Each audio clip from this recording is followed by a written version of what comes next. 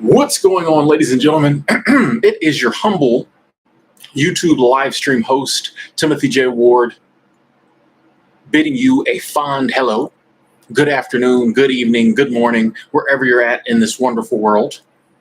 I just got back from a little walk, so a little parched. It's hot out there.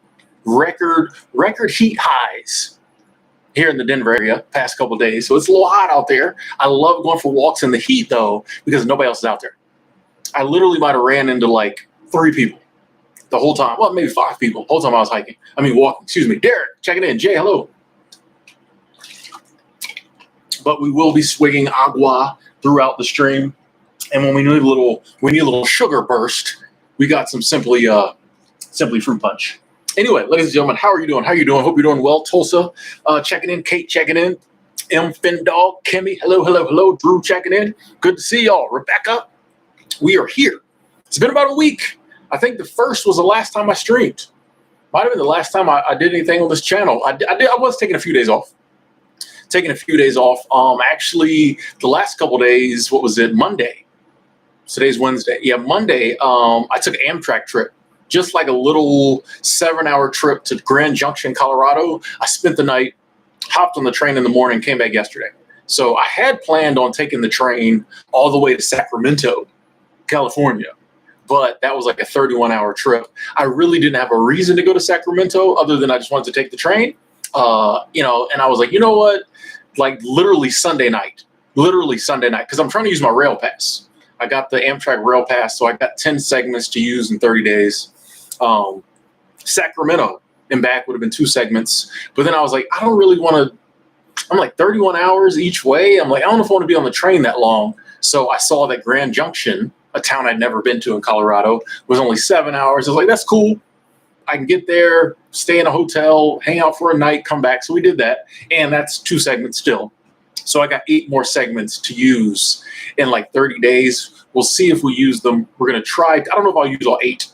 But we're going to try to use some more segments. But I mean, honestly, the rail pass was $500, and that trip right there probably would have cost me $150, $200. So I really only need to do, 1 more trip to get my money's worth. But yeah, so that's what we did the past couple of days. Part of the reason I haven't been on this channel. I did do a video from my other channel, my Frugal Travel Guru channel, because I wanted to let them know I'm back. And I got a little Amtrak footage. So I'm going to put together like an Amtrak tips video for that channel. And I might throw it on this channel too. I'm not sure, but hadn't been on Amtrak in about a year.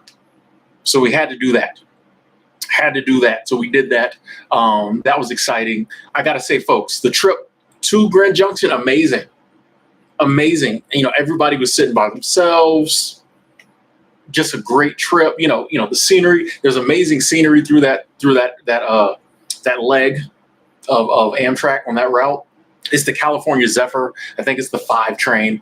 Amazing scenery. It goes along the Colorado River, and you get to see the plains, and you cross over the Continental Divide.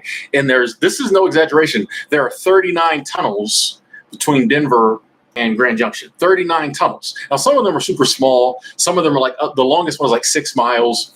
But like the 6-mile one is crazy, especially on the way back because we were going a little slower. Because apparently there was a heat advisory yesterday. So because it was extremely cold, well, for this time of year, it was pretty cold that night. Then the next day it was like super hot, like 100 degrees. Apparently the metal on the tracks and in the railroad spikes expands. And if the trains go too fast, it could be a problem.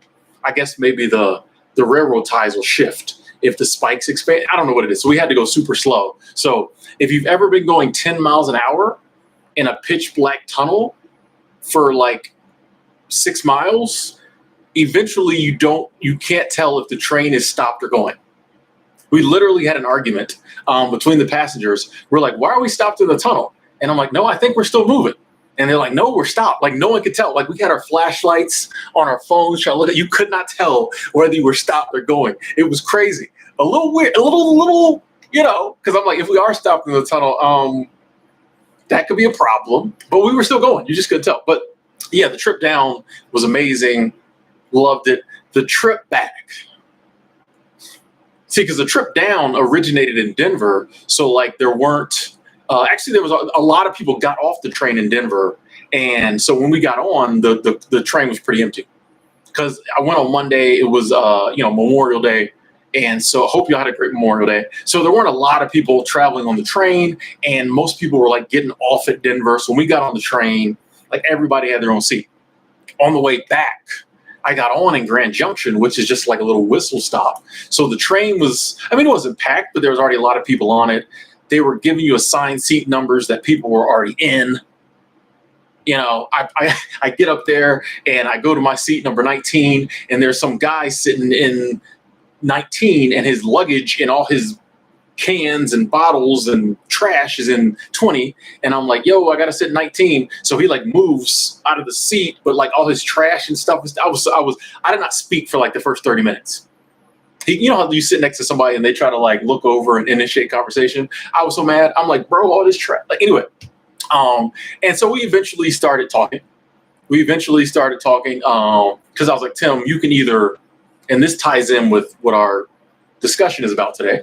I was like, Tim, you're going to decide how this trip ends. Either you're going to keep having this negative attitude and it's going to be a horrible trip, or you're going to decide that it's going to be a good trip. You're going to change your attitude and you're going to make it be a good trip. Okay? And that's what ended up happening. Even though it still was, I changed my attitude. I started talking to the guy. He was drinking White Claws, like they was running out of them when we first started talking. Then he transitioned to the Jack Daniel's whiskey, the little whiskey bottles, $7 a bottle. He drank like 5 of them. This dude was getting it in. But we had some interesting conversations. We kept having the same conversation the more inebriated he got. Anyway, it was definitely, the way back was a lot different. Yeah, people kept getting on the train. Their seats were already assigned to other people, and people took that differently. Some people would just go get another seat. Other people went and got the conductor, got all mad. It was an experience. And since we had to go slower, instead of it taking 7 hours to get from Grand Junction to Denver, it took like 9.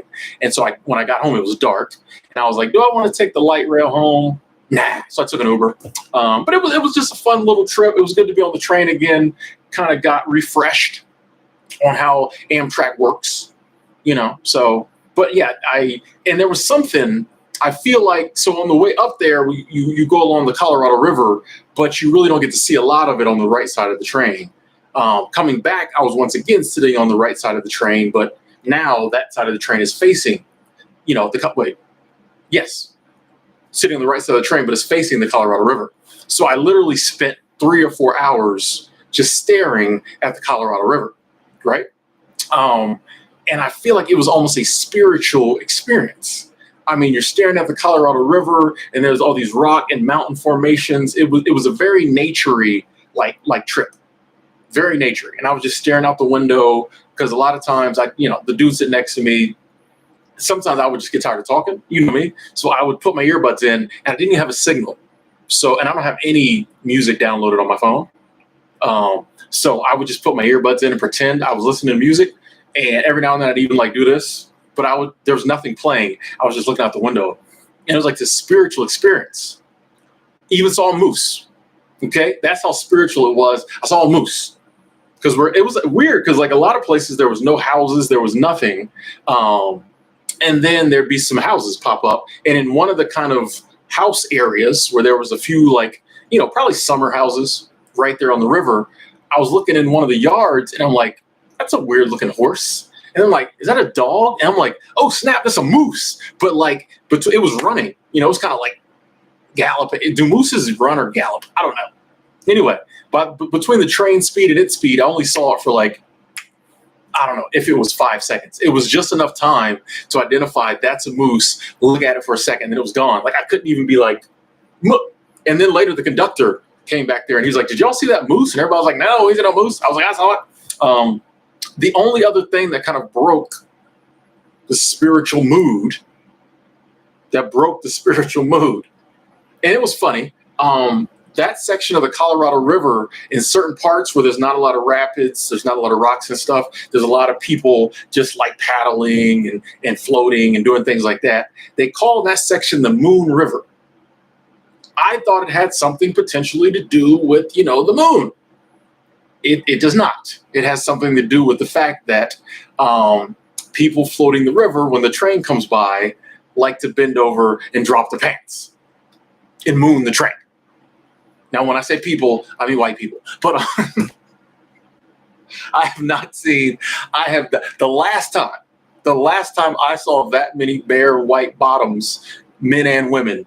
Let's just say there was a lot of alcohol and ecstasy involved. This was a long time ago. There was a lot of there was a lot more drug use and drinking going on. The last time I saw that many just naked bottoms in my face. I'm like, okay, this is what we doing. But yeah, you going, the train go by, and there's people just floating or even like fishing. And then as soon as the train goes by, they would just stand up, pull their pants down, and woo. But I mean, that was fun and it was cool, but it did kind of break the spirituality of the scene for a little bit. You see a attractive young lady in a two-piece, and she drops one of those pieces. You like, bro. Anyway, I said, man, but I don't know you got that with the price. He said, anyway, but that's not to say that's why you need to take that trip. I'm just saying it's a cool trip. But when I got back home and I was laying in bed, I was really having some deep spiritual thoughts, and I was like, you know what? I think it's because I was staring at the Colorado River for hours and just it's just a really spiritual experience.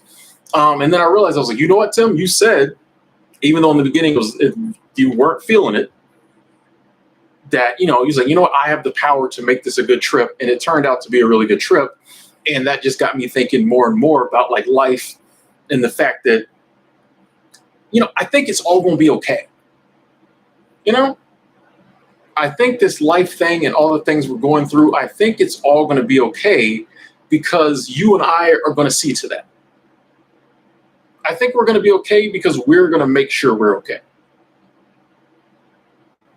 We have way more power and way more control over our lives than we've been led to believe. And I think once we realize this, there's nothing anyone can do to stop us from being okay. Yes, there will be ups and downs in life, but I think like if you just really understand to the best of our ability that like it's all going to be okay and things work out and things just do what they do, and even like the bad stuff is part of the plan, even death is part of the plan, part of the mix. Like it doesn't, we don't have to go through life just super scared and super nervous and super worried. It's going to all work out. It's going to be okay. You don't have to give into the fear mongering and just accept the programming they give us that you need to be worried all the time. Look at like our past life. Okay. And I love saying this, like a lot of the best stuff that happened to us, a lot of the really good stuff that happened to us, just gonna happen. Now, I believe that we play a role in that. We'll talk about that more later. But also, too, along those lines, a lot of the really bad stuff we worried about never happened. It's just like we're constantly taught to worry, but the worrying really does nothing but like stress us out, make us sick, or possibly every now and then make some of that bad stuff happen, I think. But honestly, like things happen. And I think more than bad things just popping up and happening, I think we have the control. It's more likely to me, in my reality, in my universe, that I have control and I can help, determine some of the things that happen than it is that just like all this random bad stuff's going to happen to me. Things happen, things work out. And I think a lot of times that's a byproduct of us believing things are going to work out. And like, I'm a big believer in cause and effect. So I think that some of the things I think we may not have control over, but I think a big portion of the things that happen to us are a byproduct of our thinking and our thoughts and our actions in the past. And I think if we start now just thinking, hey, it's going to be okay, it's all going to work out, I'm not going to worry. And then on top of it, that's the baseline level. That's baseline. But on top of that, I think we can also start thinking, okay, since I know it's going to work out, how do I want this life to look? What do I want my life to look like? I see you, Crystal. Positivity flags flying. What do I want my life to look like 5 years from now? Since I have control, since I'm in control of my reality, what do I want my reality to look like 5 years from now, a year from now, a week from now, tomorrow? And start like going towards that. I think that's really what it's about. You know what I mean? I don't think that, I've always said, I think life is very simple. Honestly, the way people live their lives now is simple, but I think they do it simply wrong. It's pretty simple. Most people just worry. Most people just worry and do what everybody else tells them to do. They do what everybody else does. Pretty simple. The worrying makes it seem like we're very complicated, and we try like, we try to make life so complicated as humans. It's really not. Even when we're trying to complicate it, it's still very simple. Most people just do what everybody else does. Why not just like take the simplicity on the positive side? Realize it's going to be okay. Even if some bad things do happen, it's part of the process. Nothing you can do but get through it. And we really should be putting all our time and energy into like figuring out how we want this life to go, and then working towards that. Like, why is there ever any reason not to be working towards what we want our lives to look like? Why is there ever any reason to stop working towards what we want our life to look like? Why? Even if things look really crappy,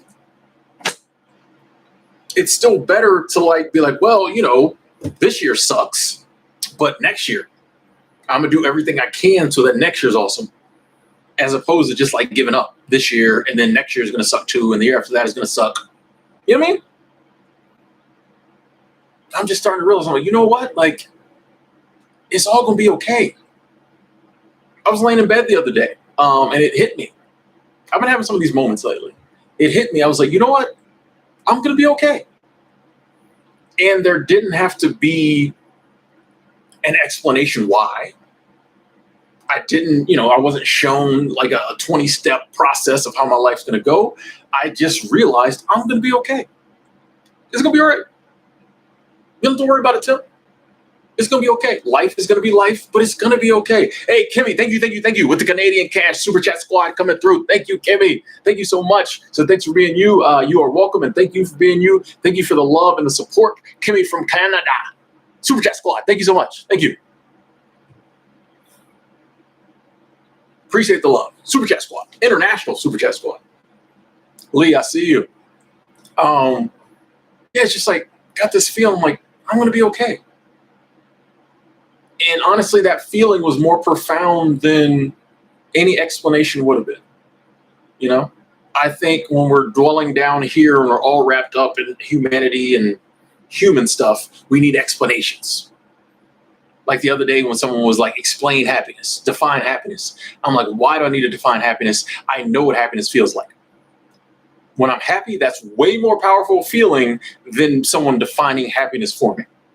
A lot of times in life, we're looking for explanations. It's going to be okay. Well, someone's like, why is it going to be okay?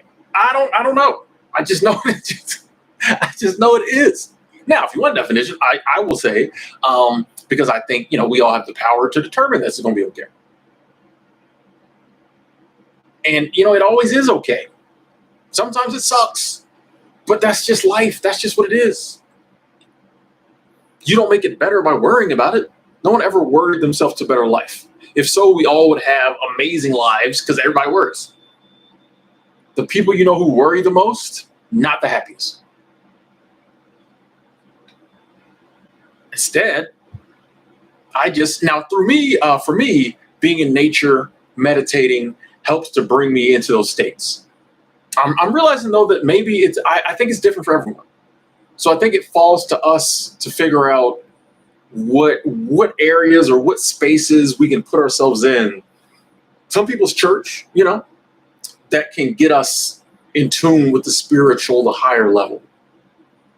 When we're living down here in the muck and the mire with humanity, and you're worried about inflation and gas prices and war, and traffic and all this other stuff, you can't get to those spaces. You got to separate yourself wherever your happy place is, wherever your quiet place is. Maybe it's with your kids, whatever. You got to get yourself in those places so you can get to the real feelings, because humanity is just full of, different type feelings, just jealousy and envy and ego and all this other stuff. When you're wrapped up in that on a daily basis, that's what we end up tapping into. Me, I got to get out in nature by myself. I got to meditate. And then I start to get to those places where, like, I get it. I'm like, oh, it's not about all this other stuff. It's not about all this complicated. It's very simple. I just got to live my life. Now, I am currently on the planet Earth experiencing existence as a human being. So I have to be involved in some of that human stuff. For instance, currently not independently wealthy. So, I have to find a way to make money. And, you got to pay the bills, and you got to put gas in the car, and you got to pay the light bill and stuff like that. But for me, that's just a part of this existence. It's not what life is. That's just something I got to do while I'm experiencing life as a human. It's not the essence of, I'm always saying, in order to like really get the most out of this life and live this life the way it's supposed to, like, you got to look beyond this life. If you're just all wrapped up in this life and in ego and in yourself, I don't think you can totally live this life, because it's just too much, to worry about. And you have to get it exactly right, which you can't. But I think when you look beyond this life, and for me personally, I don't think this is it. I think this is just one, experience I'm going to have. When this one's over, when this body decays, when Timothy Ward goes away, I think my consciousness, or that which is I, which is another thing I don't feel the need to explain, because I don't think I can. I don't think anything can explain what it is. Only the next level up. The source can explain what I am. I can't. I'm wrapped up in it. A computer can do a lot of things, but it can't explain what a computer is as we see it. A computer could never explain to you that it is a machine as opposed to a living being. You can't get what you are, but I really feel that this is just one existence that I, whatever that is, will have. So I'm really just trying to like enjoy it, I mean, even if you believe when you die you're going to heaven or something like that, once again, you don't have to be wrapped up in all this. In the world, but not of the world, the Bible says. If you think your next experience is an angel in heaven, why are you worried about this down here right now? It's going to be over. No matter what you think it is. I really believe this isn't it. And so I don't have to be worried about, this is something to look back on if I remember it in my next existence, or maybe when I'm between the existences, I might remember it. This is just something to look back on. But yeah, I remember being human in 2022. Some good times. Those are some interesting times.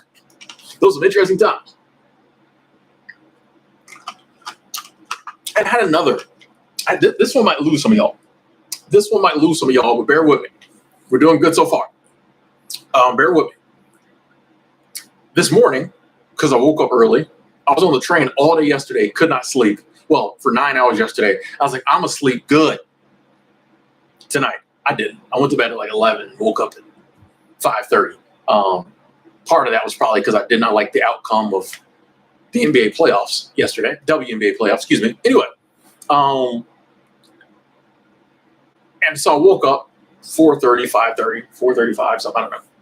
And I realized that my thoughts are actually two different thoughts. Okay? I said, man, I'm going to get a sheet of paper, and on one side, I'm going to put Timothy Ward's thoughts, and the other side, I'm going to put my thoughts.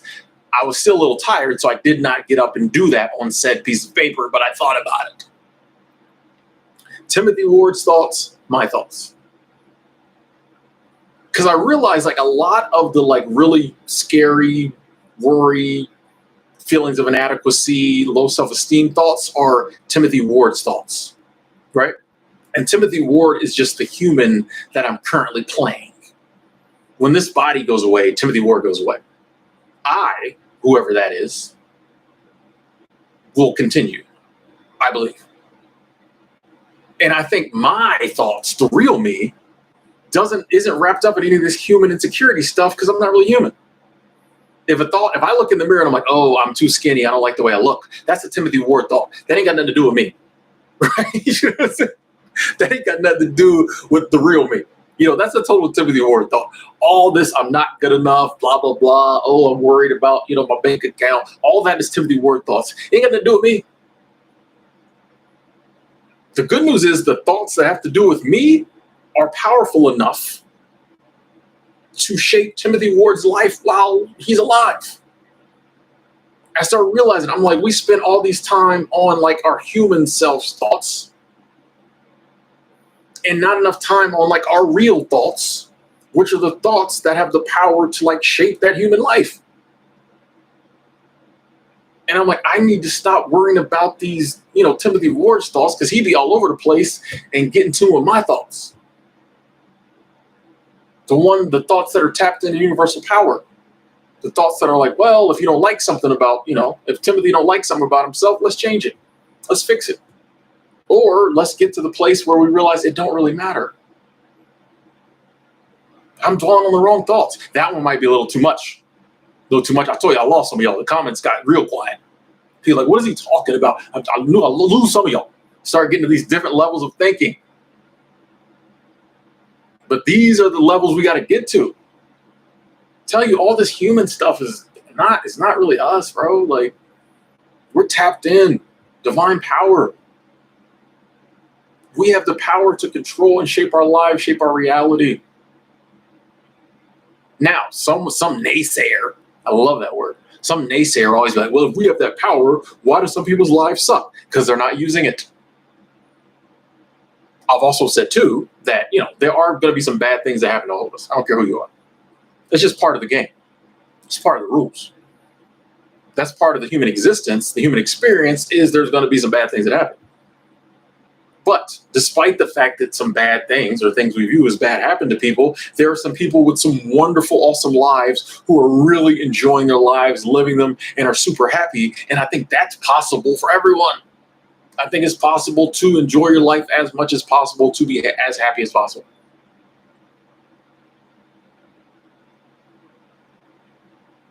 And I honestly think a lot of the things that happen to us that we think we have no control over, we do.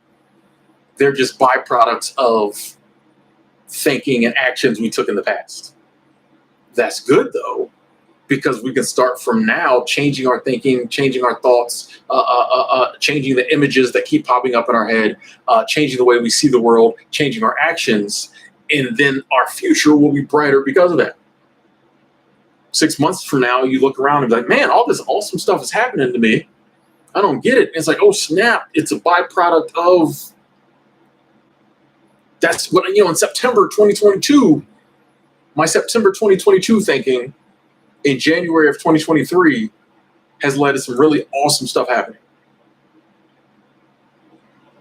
As it is now, we'll have like a lot of negative thoughts. We'll be super down. Oh, that's a bit of this. And then, 4 months from now, our lives really go down the tube and we just blame God or other people or whatever. It's like, nah, bro, that stuff you was thinking about in October, the chickens came home to roost, the cows came home, killer, like it's our thoughts, it's our thinking,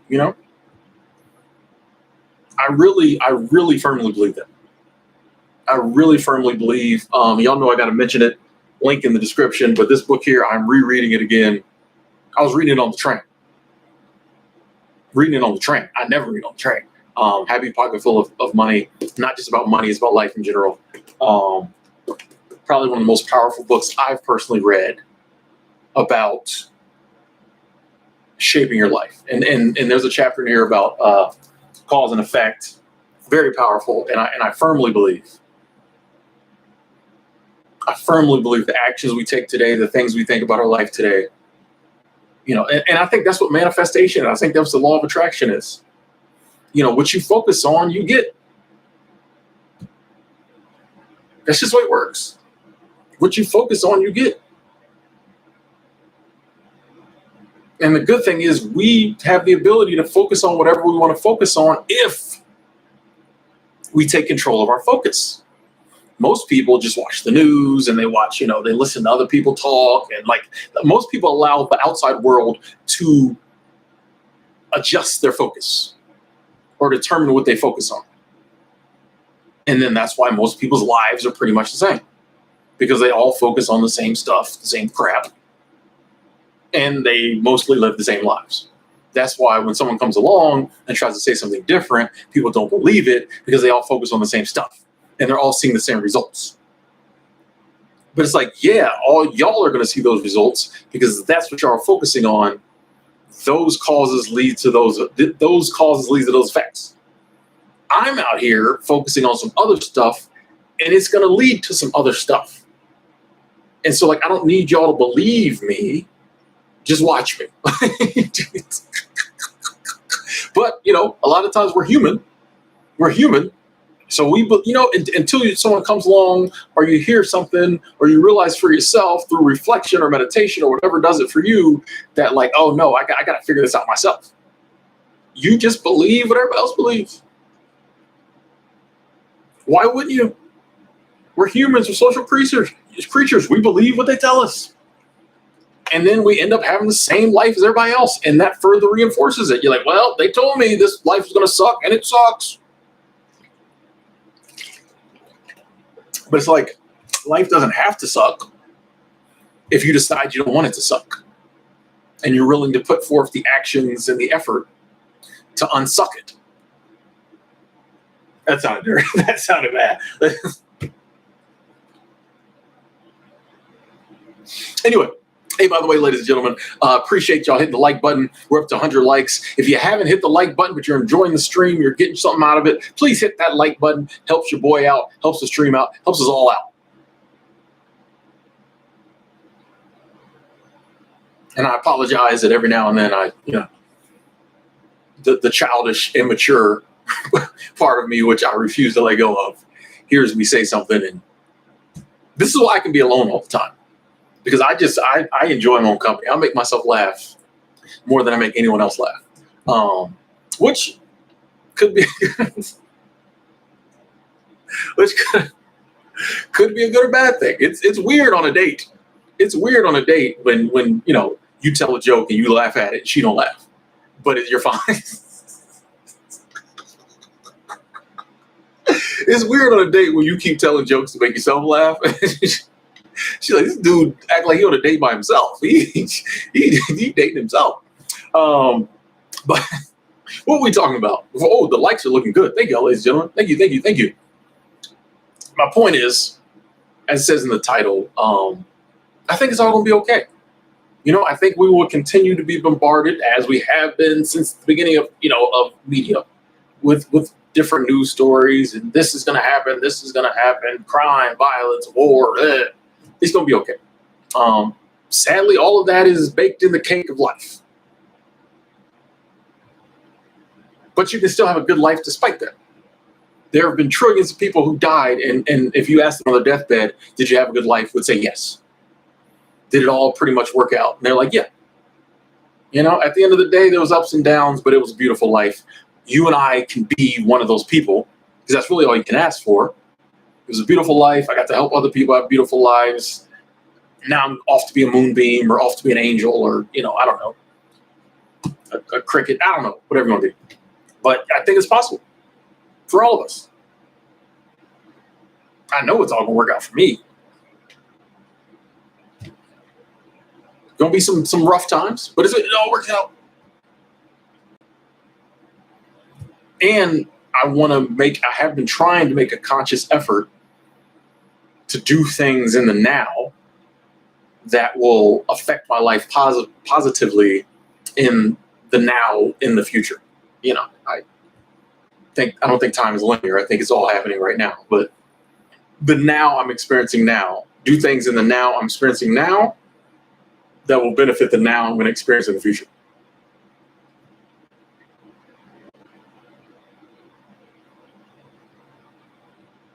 Hey, I see you, Laura, about to do car life. Hey, shout out to you. Good luck. There's always going to be people who don't get it, or who don't want you to succeed for whatever reason. Sometimes they have their best interest at heart. They think, they're afraid for you. If someone doesn't have, and this isn't a slight to anybody, but if someone doesn't have your level of understanding about life, or maybe is a little more fearful than you are, they're not going to get it. So there will always be people, especially something like that, who won't get it, and they might mean well, but that's why that's not why we do what we do. But one of the cool things about doing what you do is you get to come back later and show people it worked out. Or even if it doesn't, you get to come back and be like, at least I tried something. And no matter what you learn in life, and that's really, you're here to experience the existence as a human. No move you make is bad. Even if you fail at something, you still experienced the failure, which sometimes is worth more than anything else. It's all, it all goes together. You know what I'm saying?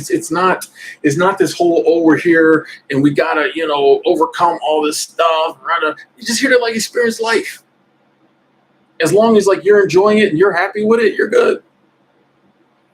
You know what I mean? It's really not that. It's really not that difficult.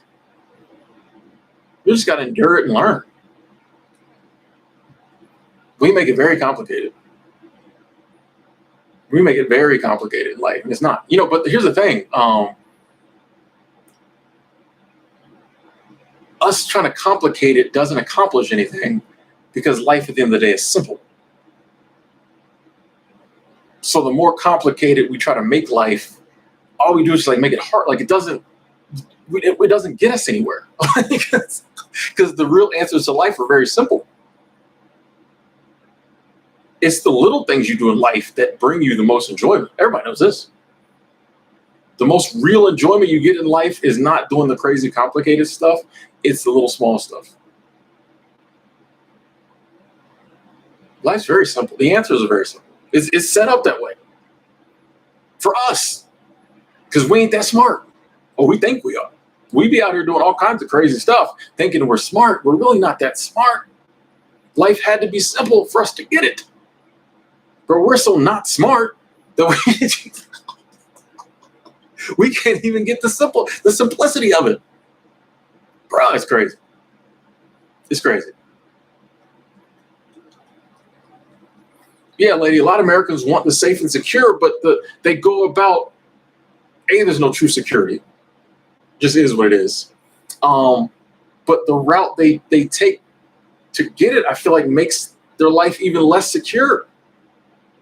A lot of people will, and not saying any of this is wrong, but a lot of people will get themselves in so much debt trying to get, the big house and the cars and all that other stuff, that now they have to work a job they hate just to pay for it, and they're drowning in debt and they're super stressed. Is that safety? Is that security? You know what I mean? Now, there are some people who go out, get a great job, they make the money, they buy the house, they pay it off, they pay the car. There are some people who do have about as much security as you can get. But I think a lot of people, the route they're taking to get security isn't really secure. So I don't understand that. I'm if you really want safety and security, I think way more people would be minimalists. Way more people would have less possessions. They would live within their means. Getting debt doesn't make you secure. Our actions don't map to what we're really trying to do. And I think that's because, once again, we just listen to everybody else. And even when something works out for one person, that doesn't mean it might not work. It might work out that way for you. We got to figure this stuff out for ourselves. You have to figure it out for yourself. I'm this stuff I talk about, it works for me, so I talk about it, but, it may not totally work for you. There might be a variation. You got to figure out for yourself. Or you might be none of this works for me, Tim. I get it. You got to figure this stuff out for yourself. I just pass on, the message. That's the ministry, is just passing on the message. My goal is really to just get people thinking. My goal is to really, if I ever can, is just to like break through all that other programming and all the worries and the fears and the news and all that other stuff, and just keep us thinking. Appreciate that, Kiara. Just get us thinking and like focusing on us and not all this other craziness. Reef, I don't honestly, I don't know what can be done with the homeless problem. I'm one of the few people that will say currently I don't think it's a solvable problem. Now, every problem has a solution. The reason I say currently it's solvable is because we're not at a place where we're willing to, governments, communities, whatever, are willing to do the things that could be done. So that's why in our present society, I don't think it's solvable. We're still way too capitalist, consumeristic. You still just can't open the doors on the abandoned buildings and let people go in. I get it. So, and I've always said about homelessness, a lot of it, not everyone who's homeless, but a good portion, it's drug addiction, and as addiction is something we talk about freely on this channel. A lot of us been there, are still struggling with it. And then there's mental illness. Another thing we talk about freely on this channel. I've talked about, some of my struggles. So I know those are two very powerful things that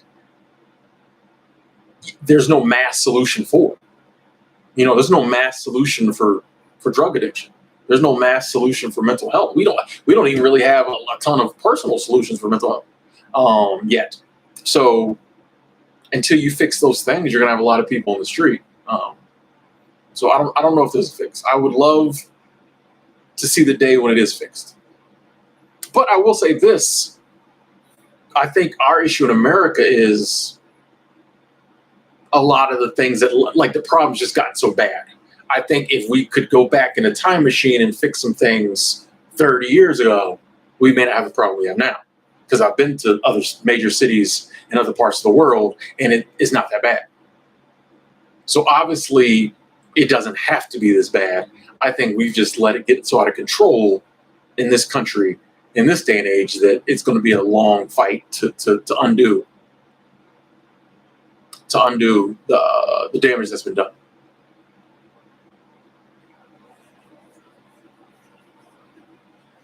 That's a good point, Alex. Mental illness can bring on drug addiction. Drug addiction can bring on mental illness. So it's sad, but sometimes it's like a big cycle. I'm not sure about the rent increases in other countries, Bald Eagle. Actually, that's a good question. I'm curious. I do feel like countries like Australia, I think I saw somewhere, it's like Australia maps very close to America. I don't know why, but Australia, I've noticed that all the stuff we're going through a lot of with the economy, Australia's usually right there with us. And then the UK is kind of there too, but a little further behind. So I would imagine a lot of countries like that probably are going through it as well. I think that's another one of those things we will, and yeah, while it sucks while we're in the middle of it, hello, urban lady, while it sucks while we're in the middle of it, I do think the day will come when housing prices come down and rent goes down. What goes up must come down. Does that, make me feel better on the first when I got to pay? It actually does. It actually does. When I pay my rent on the first, I'm like, you know what? This is temporary. Somebody asked what I was drinking. It's fruit punch. Aisha said, would you invest in a retirement account? Yes. I've done videos. I'm not saving for retirement, and I think that's a good message. But I'm not against retirement accounts. Excuse me. I don't like the message of, you have to have $1 million saved by 45 or you're going to be poor. I just like to release some of the pressure off people. So my message is, hey, if you got a retirement account going, cool. Just make sure it's do your research, make sure it's a good one. Just because your job, the HR lady at your job says this plan is the best doesn't mean it is. Jobs are great for that because most people don't know. So they'll try to sell me on, I'll go to some interview and they try to sell me on whatever their retirement plan is. Like, it's the best. And I'm like, that's horrible, but I don't say nothing. But I'm like, do your research, find out what works for you. I mean, worst case scenario, just put money in the bank. I mean, that's the old school retirement account. You just save money till you stop working, So like, I'm not against saving for retirement at all. I just like to put some, the reason I did that video before because I wasn't saving for retirement. I'm okay. I'm cool. Will I start some type of retirement in the future? Probably. But I've always tried to save money anyway. But I just don't like how a lot of people are so scared. At like 30, people are scared because they don't have a retirement when most people don't. Don't make it seem like everybody's just got these great retirement accounts going. Most people don't.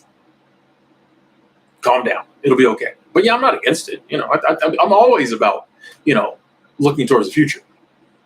But I just don't think I have to give up my present because I'm fearful for the future. And that's kind of I would say save for retirement, not out of fear, but out of planning. And I think a lot of times now they try to like scare us into doing financial stuff. And it's like, no, if you aren't investing, you're going to blah, blah, blah, blah, blah. I'll invest. And I invest in things I believe in and I want to invest in, not because you're scaring me about my money.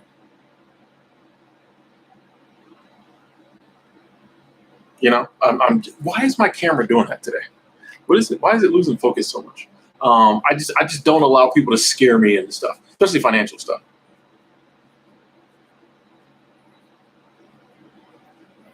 And like Bald Eagle says, the markets change, the economy's change. Like, I just think, especially with the internet, if you're, hey, I want to be safe, I want to be taken care of in the future, just do the research, figure out what works for you. That's all I'm saying. Don't just listen to somebody at the job or your uncle or some financial advisor. Just figure out what works for you. Like, it's really, I think we're all smart enough to figure it out. Figure out a strategy that works for you, Danu,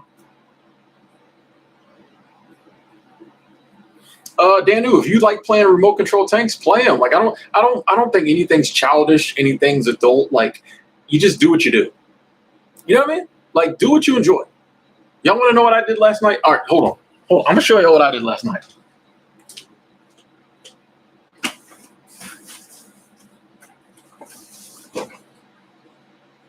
That wasn't just a good segue to go on to the bathroom. I'm going to show you what I did last night, and it brought me extreme amounts. My camera's not. It brought me extreme amounts of joy. When I got back from my trade trip, I was trying to. I watched one game of the playoffs, and I got mad, turned it off. I didn't watch the second one, but or the second one wasn't on yet. Anyway, so what I did was I had bought a pack of some DC trading cards, some DC Hero HRO trading cards. These are special because you get the physical trading card and you get the digital trading card. So it's basically an NFT. So I opened a bunch of packs, and I put all the cards into their little cases, the little plastic protectors, and then I put them all in this book. So that's what I was doing. That's really cool. See, y'all can tell I'm a. There's another one I like. Where's my Harley Quinn? Where's my Harley Quinn? Where'd my Harley Quinn go? See, yeah, I'm a nerd. Where'd my Harley Quinn go? Oh, there it is. I really like that Harley Quinn. So that's what I did last night. Brought me so much joy. Now, and then I got to scan them all into my phone, into the app. That was awesome. Because they have, where's a crappy one I can pull out and show you? And I've already scanned these, so you can't take it. I was watching a lot of people break these open, and they would break open the packs to show them, and it would show the QR code, and they're like, dang it, because somebody will be watching and will scan it. They'll do a screenshot and then scan it, and then it'll say it's their card, not yours. But I've already scanned all these. But it has a scan on the back, so you can scan it in. So you have a digital copy you can sell. So on the app, they have a marketplace. You can sell the digital copy, and you have your physical copy you can sell and trade. Now, some of y'all realize how game changing that is, but that's what I was doing last night. So playing remote control tanks does not seem childish to me at all. Whatever makes you happy. Like, there's no rules to this life. Like, whatever makes you happy, do it. As long as you ain't bothering nobody and it's legal, do it. You know, if anybody's like, oh, that's childish, what do you do? You know, it's weird, like sports.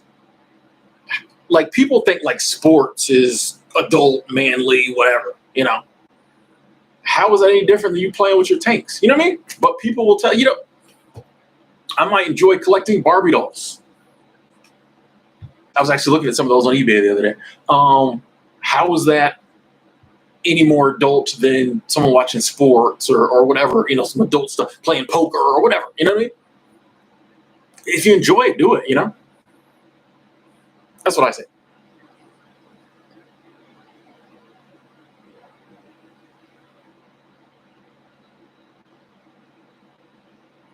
Aisha, you make 120, got nothing saved? Where your money going?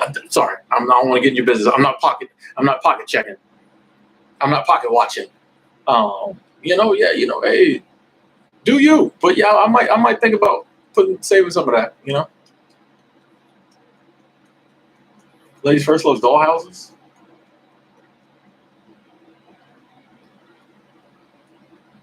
Claire, you can play with action figures. Who's gonna tell you can't? I wish somebody would say I can't collect my cards.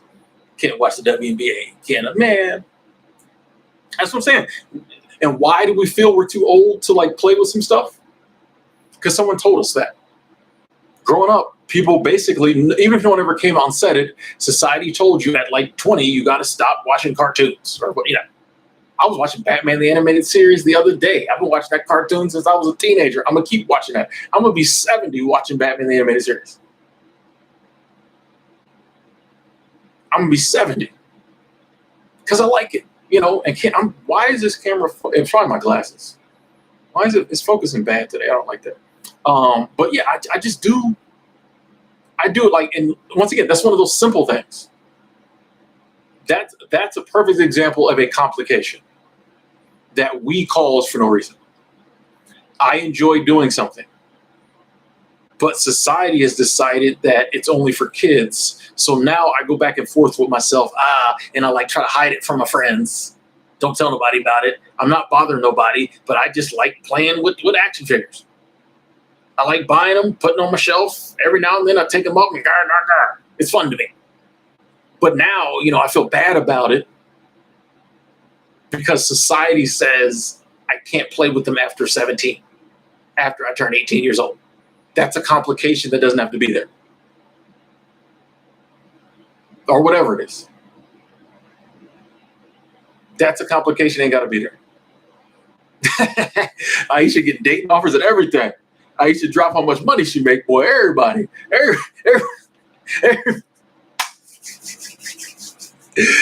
Let's come on. Let's you put it out there. You put it out there, Aisha. We're not judging you. We're not judging you. I'm just curious. You said Uber Eats. Like, where does the money really go? Like, you don't got to go all in your finances, but like, is there a major place that you're like, yeah, I'm spending way too much money there? I'm just curious. You got to answer if you don't want to. I think we're all curious though. Is it OnlyFans? Is it male escort? What is it? Is it Ben and Jerry's? Like, what is it? You don't have to share. You don't have to share. I'm just with it.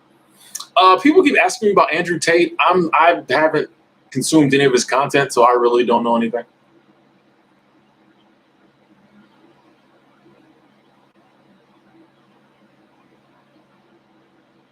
Or maybe sometimes we just spend a lot across the board, you know?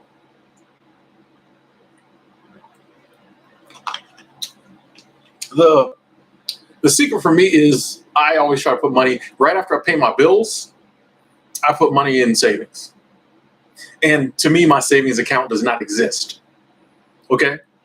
If I run out of money, like during the week, I have no money. My savings account does not exist. Now, if I'm going to buy something, like I'm going to buy a car, I need to put a down payment. Yeah, when I have to pay my taxes every April, yeah. But as for other than that, yeah, I cannot explain to you. I would rather you come punch me in the face and kick me in the ribs 17 times than have to take money out of savings. Like, it literally is like the worst feeling in the world. Root canal, fine. Money out of savings, numb me up, docs. I just don't. So like, that's how I do it. I pay myself basically my savings right after I pay the bills. Like, that's sometimes even before I physically pay the bills, I'll move money to savings because I know I'm going to pay the bills. But like, I just do that first, so that money isn't even there.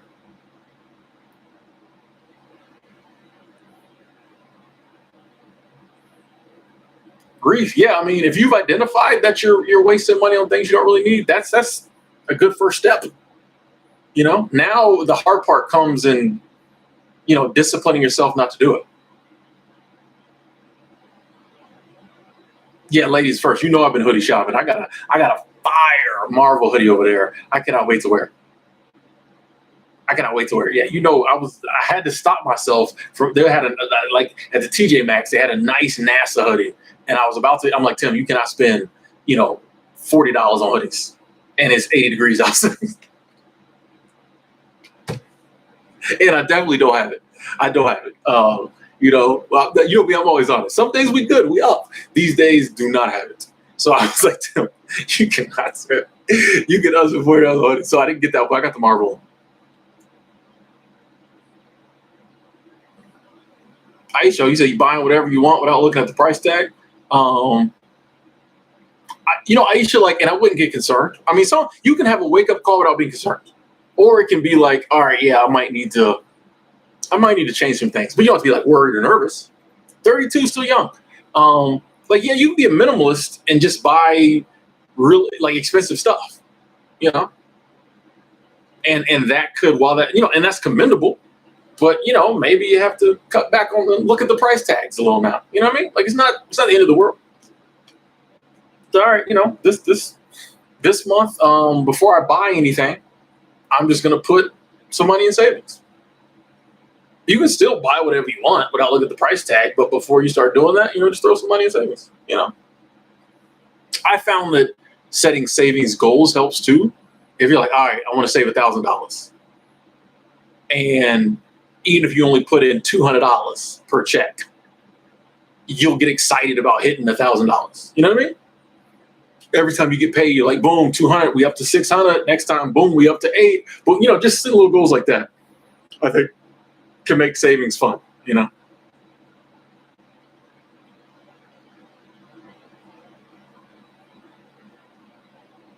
Yeah, and yeah, 32 is still young. 32 is young. Like, 32 is still young. And yeah, Alex makes a good point. A lot of people, even as they get older, don't have any money because they keep making the same financial mistakes. But if you at 32 realize, all right, and not saying you're making mistakes, but if you're like, all right, I want to change some things up, and you keep those disciplines until you're 90, you're right. Mike01 Davis, thank you. Super Chat Squad in the building. Thank you, Mike. Said listening while gigging. I see you out there. Mr. Amazon Flex in the building. GA in the building. Thanks, Mike. I appreciate the love. Super Chat Squad.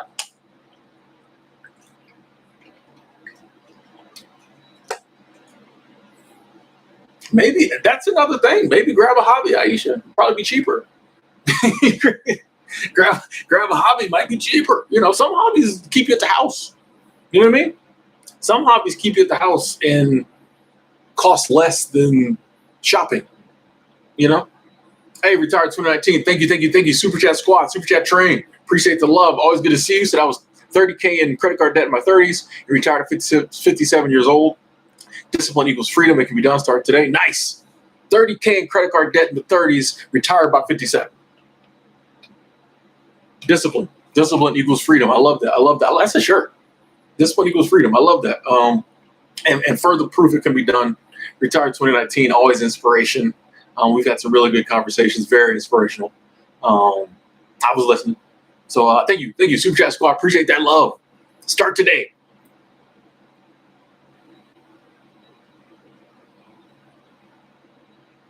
Sammy Joy, no problem. Oh, 2 months sober. That's awesome. That's awesome. Awesome. And got a 3-day meditation and fast coming up this week. I see you, Sammy J. I see you. That's awesome. That's awesome. Hey, have fun with that. Let us know how that meditation goes. That sounds cool.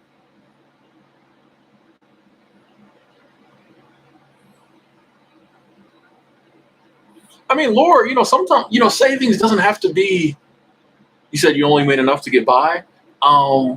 Savings doesn't have to be crazy, $5 a check. All right, I'm gonna save about $25.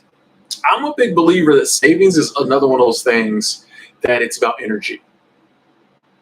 I think one of the areas we fail in life is a lot of times, and not just talk about this, but in general, we're big on money.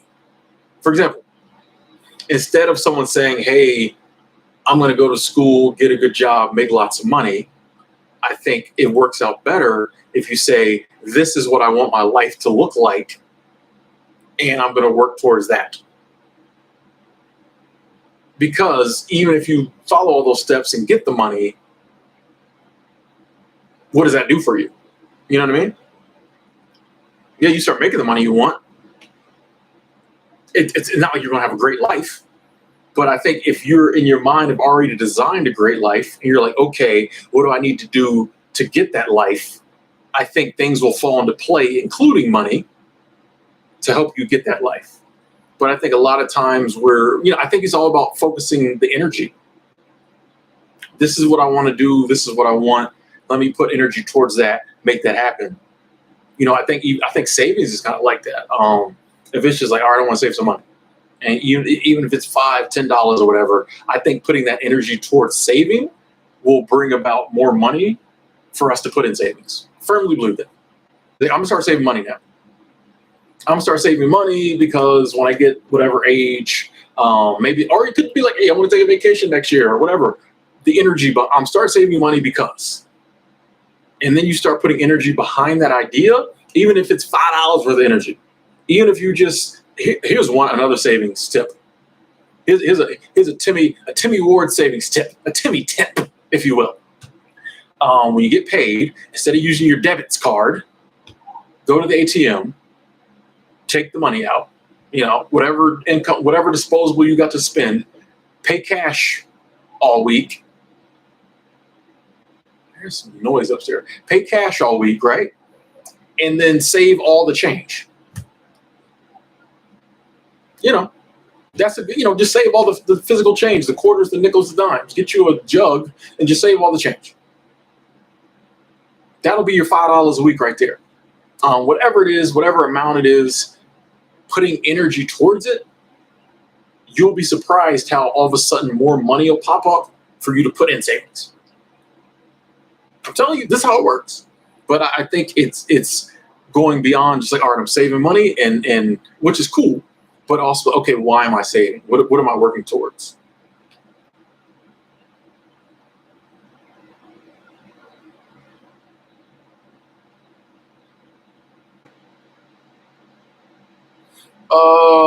OG says, what steps would you include in a 90-day sobriety challenge? I don't know if I would. I don't know. I'd have to think on that. That's not something I can fire off right off. But actually, I'm going to write that down. If I can find a pen, I'm going to think on that. I'm going to think on that, OG. That's something I never thought of. Thank you for that suggestion. Let me write that down. 90-day sober challenge. Cool. Thank you for that. Yeah. I want to think on that. Thank you. Sometimes I can't just fire off. But yeah, thank you. We're gonna think on that. Might see a video about that. Jalil, I started YouTube, I think, just because I enjoy making video. I love talking. And YouTube allows me to talk about stuff I love without completely boring my friends. Now I just bore them talking about YouTube. The other day I was like, yeah, I gotta stop talking about YouTube so much. But it just kind of fit for me. Sometimes something just comes in your life and it just works. And you kind of just start doing it. You don't really think about why you're doing it. You just like it, So that's kind of what YouTube was for me.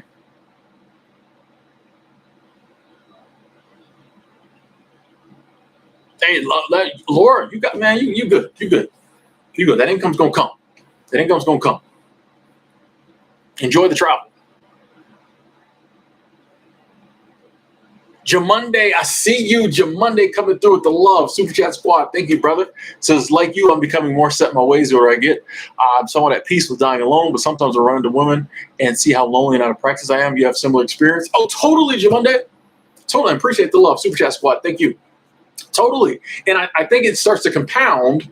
I was actually talking to a friend of mine about this the other day, and we were just both kind of agreeing that, like, the less you're intimate or around the opposite sex or the same sex, whatever you're into, the harder it becomes to get back, like, into that groove. You know what I mean? Like, so I think it just starts to compound. Where in the beginning you were just like, oh, I'm just gonna be alone for a while, whatever. Then be alone for a year or 2 years, whatever. And then, like, it when you do meet somebody, it's kind of like, man, now you're a little nervous about, like, meeting somebody because you're out of practice. You know what I mean? I think about this all the time. It's like, I meet somebody, I'm not gonna know. You know what I mean? I'm rusty. But what I tell myself is that, like, if it's real, it's real. You know me, I'm gonna be honest. I'm like, sis, I'm a little rusty. your boy, your boy, your boy used to put in works. He's a little rusty, so bear with me. You know what I mean? And I personally want to find somebody who's similar. She'd be like, I'm glad you said that because I was worried. We'll be rusty together. It'll just be some slow going. Worst dates ever. Oh man. Very apologetic sex. Ooh, sorry. But yeah, you know what I mean. But I'm with you on that.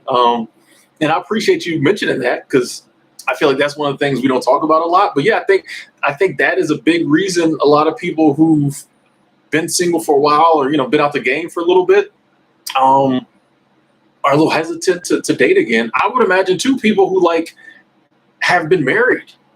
Say you've been married to somebody for 10 years and then sadly maybe that relationship ends. You might be a little hesitant to get back out there because it's like, all I know is this over here. I ain't a new person, So I think a lot of times we all have like some insecurities in that aspect, or a lot of us. But I think the only way forward is just to, just be open to. That's what I always said. I mean, I'm open to whatever. So like you, if nothing like that comes along, I'll just realize in this existence, I'm meant to die alone. Whatever. I'm chilling, bro. I got WNBA season will be back in a few months, It's soccer now. I'm into women's soccer now. The WSL, that's my jam now.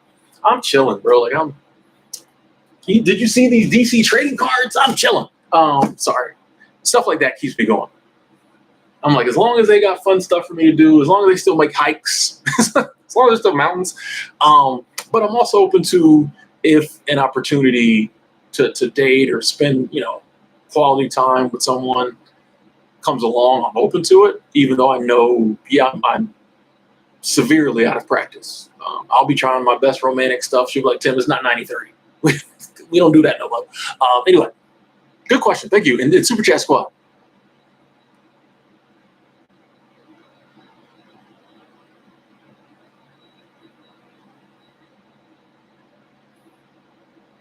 One day at a time, Tim.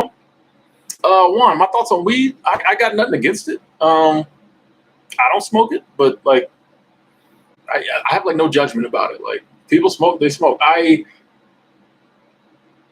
hate when I see people addicted to weed.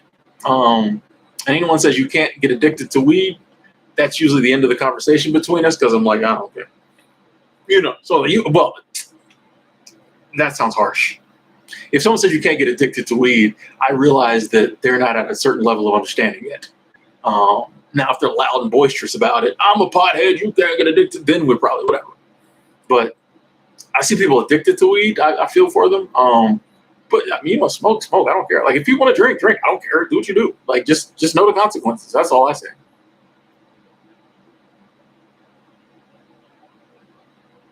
Yeah, EB, we're going through a heat wave. Yeah, I just went for a walk. It is hot out there. It is hot. out there, and they turned the water off in my apartment, so I kind of stink right now because I couldn't shower. I keep forgetting the water's turned off, so I go use the bathroom and then I go to flush the toilet, and I'm not using no more of my good water. I was pouring water bottles down there to flush. I said, I'm not doing that. This water cost me $5 for a 40-pack. It'll just have to sit there and mellow. If it's yellow, let it mellow. 114 degrees in Sacramento. Ooh. Yeah, it's hot out there, bro. Stay hydrated. Unrusty back in the game challenge. What's with all the challenges? I don't do challenges. I do the sit at the house and live stream challenge. That's what I need, a new live stream challenge.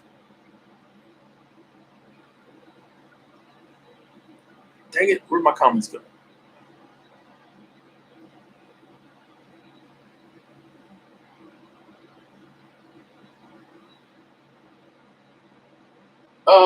Yeah, ladies first. I've definitely worked with coworkers who had no clue what to do. I usually try to, I feel sorry for people who don't have a clue what to do. So I usually try to help out, Alvin, I never said I would always do seasonal work. It is something that is hard to break away from, but I just any lifestyle after a while, all lifestyles have their pros and cons. And after a while, it is being on the road constantly it can wear on you. And so I just kind of wanted to live life with a steady place to live that was my own, wasn't tied to my job, things like that. And my roommate, called up, we talked, hey, we said I'm going to Denver. So, yeah. But yeah, I never said I would always do seasonal work. I'm a big believer too and this is something I'm having to learn. A lot of times in life, we'll identify ourselves as this and label ourselves. Like I was nomad, right? And not saying that's bad because I was a nomad for many years and I still love to travel. But I will admit that there was a time there I'm like, man, if I rent an apartment and I'm stationary, people will say I'm not a nomad anymore. And then I had to realize, oh, that's okay. Like we don't have to, just like we don't have to box ourselves into 9 to 5, stay in one place, all that life. Not there's anything wrong with it. Just saying we don't have to box ourselves into it. A lot of us want some more freedom, or we've done that for a few years. We want something new. Just like we don't have to box ourselves into that. When we change our life and we start over, we do something new. We don't have to box ourselves into that either. We can do that for 3 or 4 years and be like, you know what, I want to do this over here, or I want to go back to the old life. We can switch between the two. So that was something I had to learn. I learned recently. It's like, oh, you don't have to box yourself into any one thing, Tim. And I think it's a little harder for me because I put it out there on the internet, but still, it's like, Tim, you can do whatever you want when you want to do it in life. Whatever feels right at the time, do that. That's who you are at the time. It doesn't matter what you've done in the past or going to do in the future, What's wrong with weed addiction? It's an addiction. It's the same thing that's wrong with every addiction. It takes you over. You're not living your life.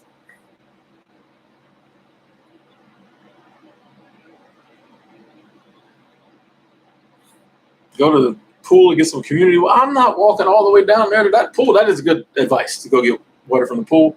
I don't be trying to see these people. I'm not going out to I'm not going to the pool. I ain't been to the pool yet. I'm not going down there and getting that pool water while them bad kids down there. I'm probably better off letting the poop sit in the toilet. That's a good idea, though.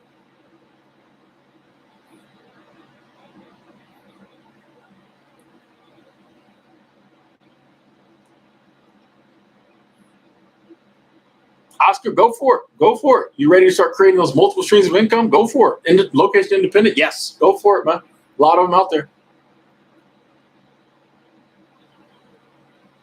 You blacked out on Sunday, Armory? Hey, I've been there. It's a horrible feeling. I've been there. Mess your life. Bro, I've been there. Or sis, I've been there.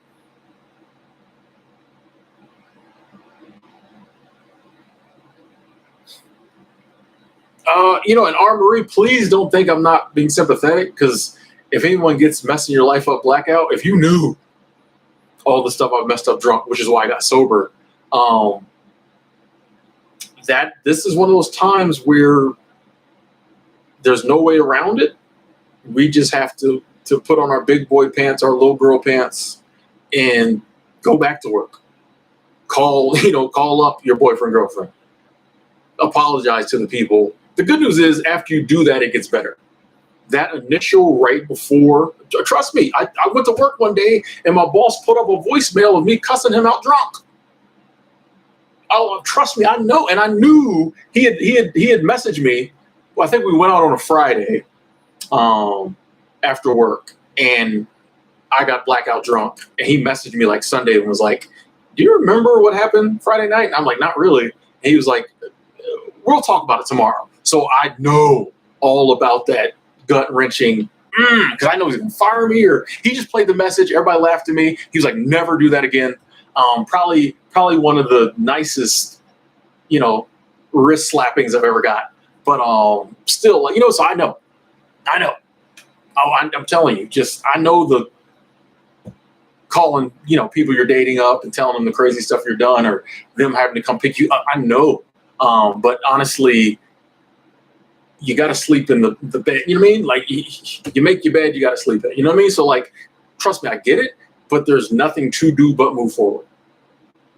And maybe this is a good indicator that, maybe some, steps towards sobriety are needed. That's what it always was for me. It took a while. I have a lot of these stories. It took some years, but I mean, at the end of the day, we have to understand no one makes us drink or do whatever it is we do. You got to pay the piper.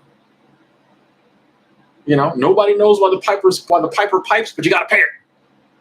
So but really just the sooner you get back to work, the sooner you make those phone calls, the sooner you apologize, the sooner it goes away.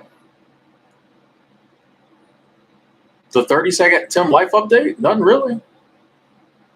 Chilling. Thoughts on caffeine? I'm a big believer anything that gives you energy quickly is probably not the best for you, but I've been cutting back on my caffeine drastically, and I think it's helping. So Lee, I would totally go to Alaska again. Totally. Yeah, I'm a different person. Drunk, ladies first. Y'all see this? I'm telling you, drunk. I'm angry. I'm mad. I was cussing that dude out. You gonna leave us? I mean, I was going off. He played this at the morning meeting. At the morning meeting, he said, "Oh, we went through the whole time I'm sitting there nervous." Not to mention, okay, this is when I was doing property management downtown Gainesville. A lot of the guys I worked for were like millionaires. Okay, it was like an investment company. So all the bosses were like millionaires, and one of them, one of the big bosses, a lot of them didn't come in, but he actually came in. He had an office upstairs. It was a small building. Everybody could hear our morning meeting. And I think he might even came like halfway down the stair. My boss had made it plain that he wanted everybody to hear this because he wanted to nip this in the bud. And so at the end of our meeting, he was like, "And I got one more thing. This is from Tim." And he pulled his phone out, hit play, and played the voicemail for everybody. Like the whole building heard it. The whole building heard me cussing my boss out. And no one knew what to do because everybody was like, "Is he gonna fire?" You know what I mean? Everybody just froze. Everybody was like, and he was like, "Hey," because it was like a company thing. And he was like, "Hey, it was a company function. We had a good time. I'm going to kind of forget about this. Maybe we bought too many shots for y'all. Maybe it's on us." He's like, "But that's the last time." He says, "Everybody get that." That is because another guy had got drunk and act stupid too. He's like, "That's the last time. Does everybody understand?" And everybody's like, "Yes, sir." And then he never brought it up again. Actually, nobody ever brought it up again. It was kind of one of those things that nobody ever wants to talk about again. So yeah, that was funny. Hey, Kevin, that is awesome. On your second month sober. Let's clap that up, man. That's amazing. That's awesome. Especially coming from you, Kevin, man. That's awesome. Feels like that time. Go. Life is better sober. You got this, man. You got this. That is awesome, Kevin. I'm glad to hear that, man. Thank you for sharing with us. That's amazing. You got this, Kevin. You got this. So look at Kevin out here doing it, man.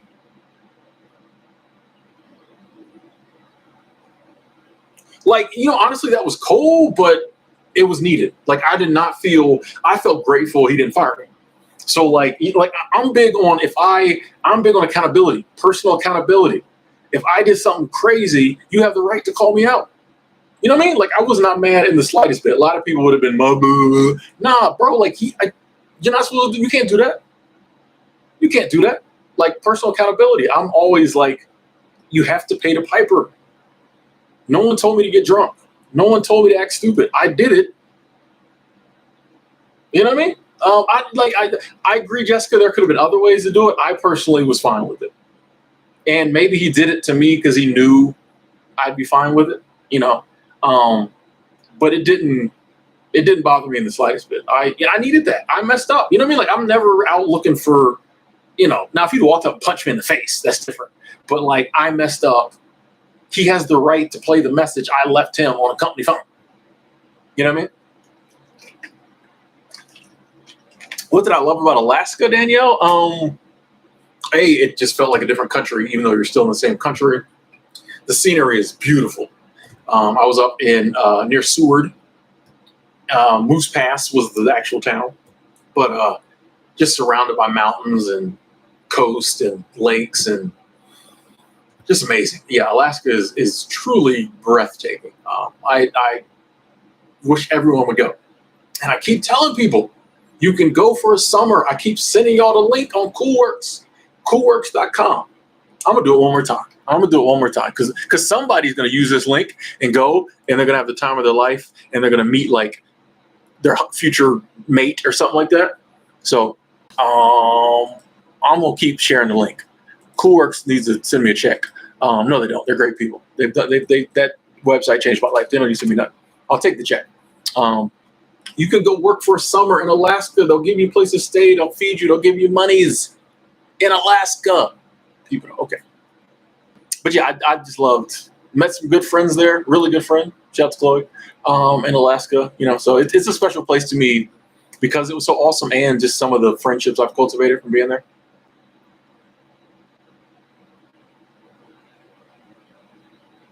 Johnny, I'm good. Blessed. How are you?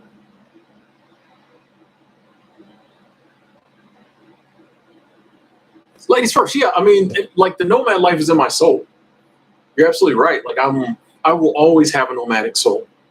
So I'm always, even if I'm stationary here in Denver for 10 years, you're going to see me going on little trips and doing all kind of stuff like that. Like I just took that trip to Grand Junction. 7 hours down, spent the night, 9 hours back on the train. No reason to go to Grand Junction other than I just wanted to ride the train.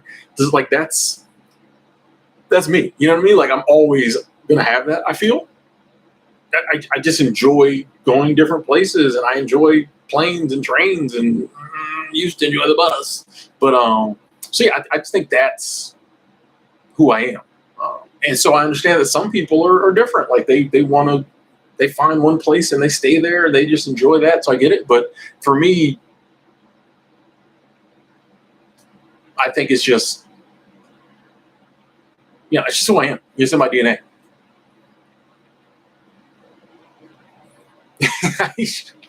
You were binge watching the Greyhound videos, even though you know what a Greyhound was. I said on my other channel yesterday, that channel was at 16,000 subscribers. I said when it hits 50, I'll do a minimum 24-hour Greyhound trip. So I'm kind of hoping that channel will grow slowly, but I'm trying to bring it back a little bit, my Frugal Travel Guru channel. But yeah, when it hits 50,000 subscribers, I'll take a Greyhound trip. Alvin, I have not thought about moving to Las Vegas. I'll be honest, I have no desire to live in Vegas. I've been there many times, and it never struck me as somewhere I want to live. Laura just discovered your nomadic soul. Yeah, sometimes it took me to 34, 35. Sometimes it takes us a while, And that's why I'm a big believer in soul searching regularly. Because sometimes we'll get, I think this is me. What was you at 25? You might be 30, 35, thinking it's still you, and it's not. And I think sometimes that's a lot of the unhappiness we go through in life, is we pigeonhole ourselves very early. Society teaches us to do that. By the time you get out of college or whatever, you need to know what you want to do. You need to start doing it, and you need to plan for the future and stay on I might at 28 might have really been into this. Now I'm 38. suddenly I'm not happy. It's because you've changed. You've grown. You've experienced life. You ain't trying to do this no more. Nothing is wrong. Or maybe you want a different variation of it. Like I think we should always be. I think this happens in relationships. Yeah, y'all got along great at 22. Now you're 40. You kind of need some space. Something different. The kids is gone. Maybe it's time for us to be gone. I don't know. So I'm a big believer in always soul searching to see if maybe there's something else or some variation of something we want to do. Brenda Polar, thank you. Said, Tim, hello and greetings. I need to hear your positive message. Yes, thank you. You're welcome and good to see you. Appreciate the love. Super Chat Squad. Brenda coming through. Brenda, I appreciate that love. Always good to see you. We are here. Super Chat Squad in the building. My boy Praveen checking in. R. Marie, I hope you don't lose the love of your life. I'm going to actually send up some prayers that you don't lose the love of your life. I'll say this, that people can be understanding, okay? People can be understanding, especially when our behavior changes post-accident. When our behavior, if you're like, hey, I got really drunk, blacked out, did whatever I did, but I'm truly sorry, but you keep getting drunk and blacking out. But if after someone sees you change, you make a mistake and then you actively are working to not make that mistake no more, people can be very understanding. A lot of people get it. James, I get asked this question a lot, James, and I love answering it, but like it's funny to me. It says, Tim, how would you respond if you suddenly won $2 million in the lottery? What would you do? Give up minimalism? I'm not a minimalist because I'm broke. So like that's why the question makes me laugh and low key kind of I'll not come to you, but it kind of annoys me because that would imply that like, oh, I'm a minimalist because of I'm only have this much money. I'm a minimalist because I think it's the right thing to do. I live beneath my means already. So getting more money is not going to make me suddenly live above my means. You know what I mean? So like I would give half of it away. I've always said that. If I won 10 million, I would give 5 million away first and foremost. Then I'd probably buy some land, maybe buy like a Sprinter van, take some vacations. I got like 4 or 5 friends I would cut a pretty big check. They'd probably all get, they get 6 figures a piece, I'm sure. Then probably, if there's a lot left, maybe give some more away. Like I'm really not, that's another thing too. Like I don't want to win $10 million. So it's a weird question for me because, it'd be like if you're married and someone was like, what if somebody gave you another wife? What if someone gave you another husband? I don't want another wife. I don't want another husband. You know what I mean? Like, I don't need $10 million. You know what I mean? Like it's not something I sit around dreaming about. But once again, I'm not a minimalist because my finances dictated I become a minimalist. I became a minimalist because I realized I don't need a ton of possessions. And actually my finances got better once I become a minimalist. Alvin, I do not want a dog or a cat. No. Honestly, I don't really have the pet gene, so I don't really see why people spend all this time and money on these animals. And if I were to ever get a pet, like I don't feel right putting any other creature in captivity. Don't jump on me, dog people. Say I have 50 acres and, I got a dog to kind of patrol the acreage and it could run free. Fine. I would, if I felt like getting a dog in that situation, yes. But for me, holding a dog captive in a yard or in a house, same with a cat, if I can't let it run free, I personally feel weird having it. So, yeah.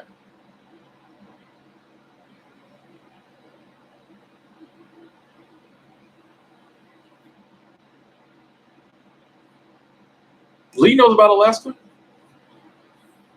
Grand Junction was all right, Lee. I didn't do much. I really was just in it for the trip, so I really wasn't trying to check out too much of Grand Junction. Any frugal living tips? Live beneath your means. Don't spend your whole paycheck. I feel like that's the overall what you need to know. Don't spend your whole paycheck. if that's your overall goal, you'll figure out, I think, the other stuff.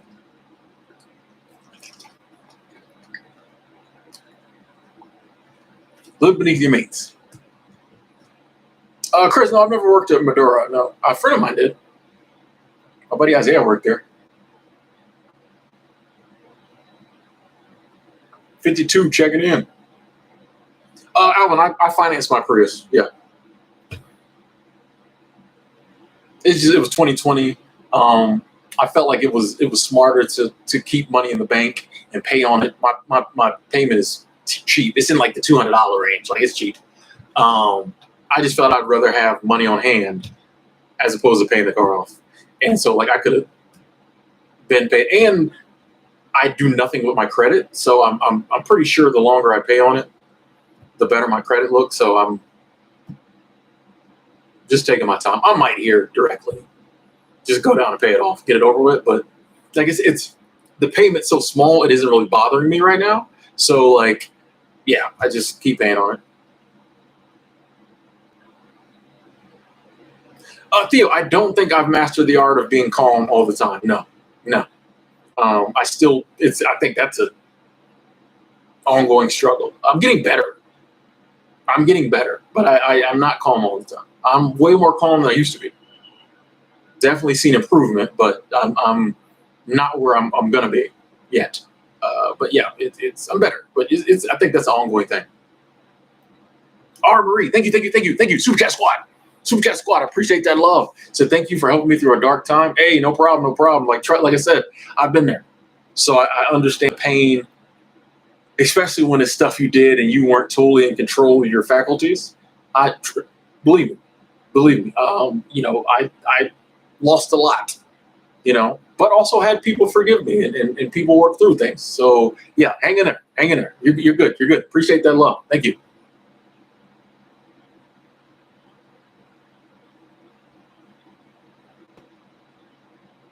Roxana said, Cardinal or Honda helped your credit score. Yeah, that's what I was kind of thinking. And thank you for saying that. Yeah, I was like, you know what? If I just keep, if it becomes a burden and I'm like, man, I got to get this debt off me. Did I say it? Super Chat Squad? Okay, cool. I feel like I got to get this debt off me. Cool. But I'm like, because I know some people are like, Tim, you're losing money on interest because my interest rate is horrible. Tim, you're losing money every blah, blah, blah. But I'm like, you know what? Like, honestly, it's doing what it's supposed to do for me.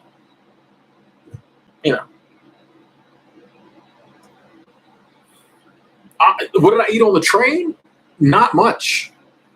I think one time yesterday I had a microwave cheeseburger, a Twix, and some Smart Food popcorn, and like a Sprite. And the day before that I had, what did I have? Oh, I just had a coffee cake and a coffee. Like, I didn't eat much on the train because it's expensive and I don't, Yeah, I would just much rather, like, when I first got on the train Monday, I waited a couple hours and then I had a coffee cake and Sprite or coffee, and then it was a decent sized coffee cake. It still was about $5, and then I just waited till I got off the train at like 4 to eat dinner. And yeah, on the way back, I didn't eat breakfast or nothing. I had a coffee at the hotel, and then I had like the cheeseburger and the popcorn and the Twix and a soda, and that was it. I waited to eat dinner when I got home. Yeah, I don't eat much on the train. When I'm traveling, I don't eat much. X-Core comments. X. Thoughts on plastic surgery or weight loss surgery? Do whatever you got to do to feel pretty. You know what I mean? I don't care. To think you look good. Like y'all know me.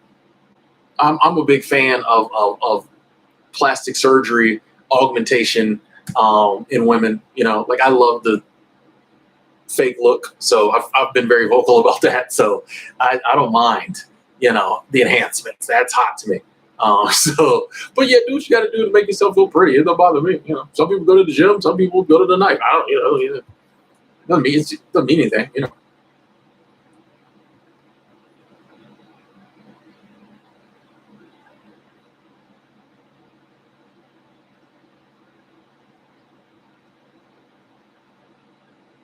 Oh, the book I showed earlier? Sure, link in the description. Tell you, don't be fooled. This is not a money book. It does talk about wealth. I mean, the way you know that is, and this is why I bought this book, because it popped up on Amazon. Because I was looking at some of the book, and this was like in the recommendations, and I'm like, Happy Pocket Full of Money, one of them money books. But Amazon has the look inside feature, so I started reading chapter 1, and it was like the first step to having wealth is to know what it is, and few people know what it really is in of itself. And I'm like, okay, I'm intrigued. And like the next paragraph says, money is not real. Money is merely legal tender, a form of exchange. We use it to exchange value. It represents value. Money is the body of value. And it goes along. And I'm like, that's what I've always been talking about. That's what I've always been talking about. And the book kind of touches on like, going for wealth is a lot better than going for money. Because wealth is a lot better than going for money. Because wealth is way more than just money. And most people just go for money. And they don't get it. Or if they do get it, they don't know what to do with it because they were just going for the money. But it's like when you go for like a wealth in general, that's different. Because a lot of times if you're going for wealth, you're going for actual things, you're going for actual experiences, or a lot of people who are going for wealth are a lot more like philanthropic. I think that's the word. There's like, I want to get this, and it's like it's a different mindset. Because money's not real. So yeah, link in the description box. Happy Pocket Full of Money, really great book. Alvin, I don't really want a credit card. I don't really want, not to say if I ever really start getting serious about building my credit, maybe a secured credit card or something like that. But I really don't. I don't know if I really want a credit card. I haven't had one since I was like 18, so I don't know. Like if I ever did get one, it'd probably be a secured one just to build credit, or very, very low. I just don't know if that's a game I want to play. It gets messy. So yeah, I mean, I'd much rather take out a secured loan from the bank and use that to pay my credit back. Like I just don't, I'm just not a big fan of credit cards.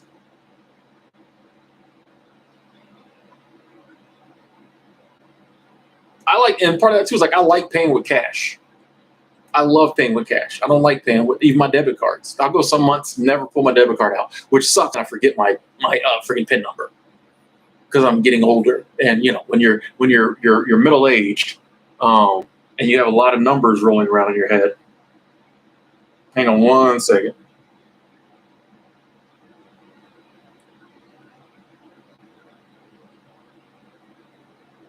It's the homie. You got a lot of numbers rolling around your head. If you don't use them, you'll forget them. Y'all young bucks, welcome to that when you hit 40. Don't use your PIN number for about 2 months. See if you remember it when you up at the Kroger. Line behind you, they looking at you like you stole the card because the PIN number keeps coming back, bro. But yeah, I like using cash. Heavenly Path. Yeah, if you want to do a trade job, cool. If you don't, cool too. I don't have any judgment on any type of job. Do whatever you gotta do, pay the bills. You know what I mean? That's the way I look at it. A lot of people's parents push them the opposite direction. Like wherever whatever, like work should be something that appeals to you. Jackie H, I do not believe we're gonna see the end of the world. If you go back and look at this time of year last year, floods everywhere. We're okay. All throughout history, there have been. Now, we are going through some interesting weather situations, yes. But the world's not going to end, no. The world is fully capable of taking care of itself. We're just along for the ride here. So I don't believe the world's going to end. I do think we will have some interesting weather. The drunk guy on the train said it's going to be a brutal winter. Take that for what it is. He'd had about 5 Jack and Cokes. But but I don't think the world's going to end. And I really wouldn't worry about it. And I'll say this.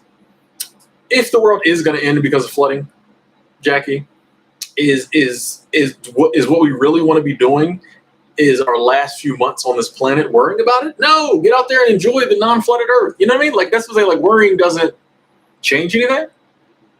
So it's going to do what it's going to do. Like when the world's ready to end, it will end. We'll know. But I don't think this is it. I think we are going to see some. Will we probably see some flooding? Sure. And I don't say that lightly. All the stuff we see that's causing suffering, it's hurts. But I don't think we were meant to have world news. And part of the reason we get so worked up these days is we get to see every single natural disaster all over the world. The world is a big place. We see 5 news stories about earthquakes, and we think the whole planet is earthquake. And I know I've been there. But that might only be like 0.00001% of the population of the Earth's surface.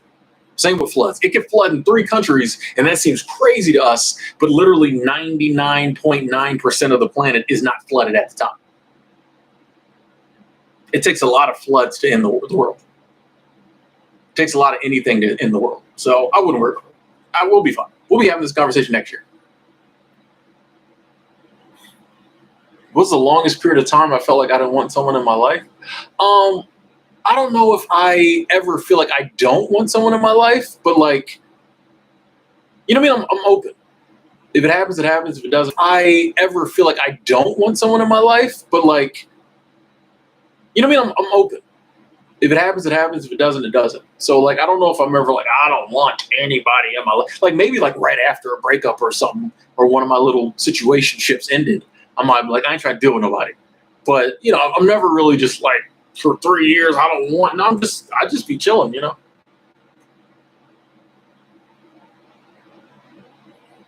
It just doesn't seem to happen for your boy. So I just accept that. Contessa got a job sitting with the elderly. Nice. And you're loving it. That's the point. Glad to hear you got a job. Glad to hear you're loving it. That's awesome. That's awesome.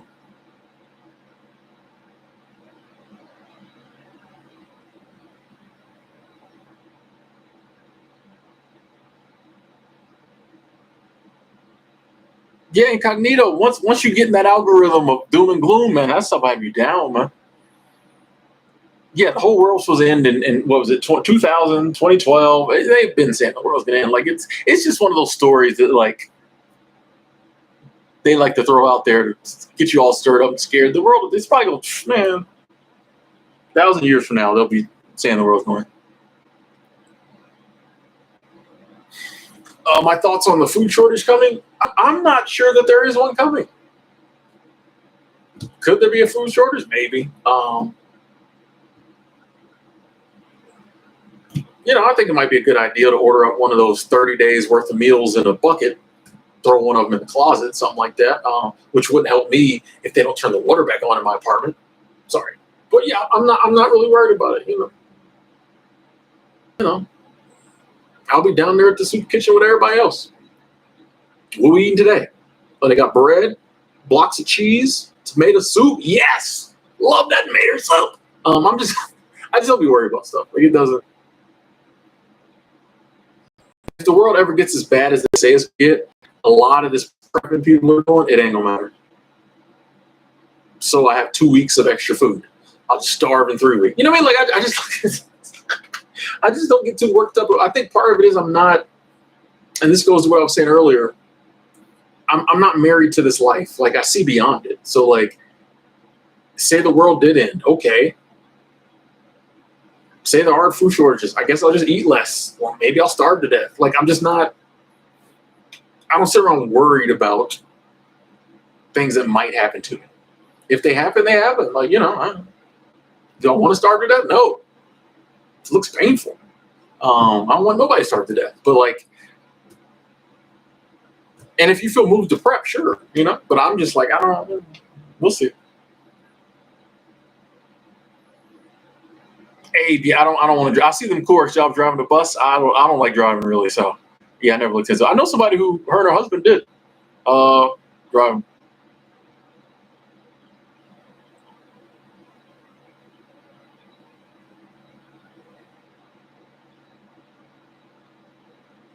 Hey, positive vibes. Yeah, man.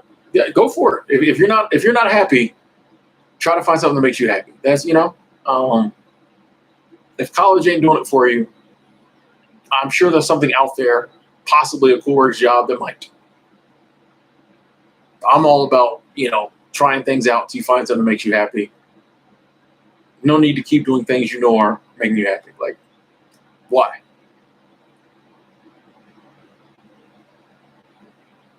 Daniel, I do not watch the NFL. The only sports I watch is the WNBA and now the NWSL.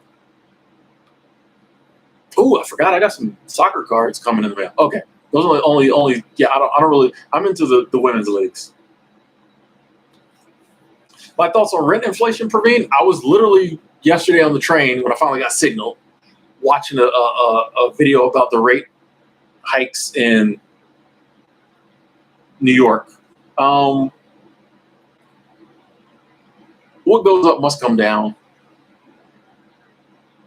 The housing market will go down, rents will go down eventually. You know, that's what I just look at it.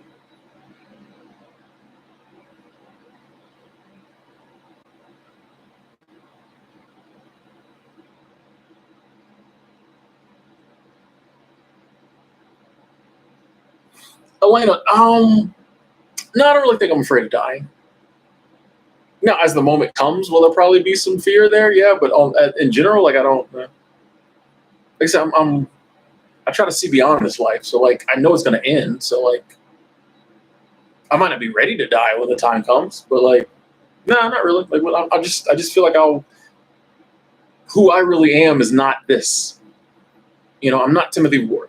I'm not this body. So when it comes time for this body to die, who I really am will just go somewhere else. So like I'm not too worried about this. You know what I mean? I'm just not married to this life. It's chilling. I love it. I'm enjoying it, but like I know it's gonna end. And I just think that's part of the natural flow of things, the circle of life, It's coming. Oh man.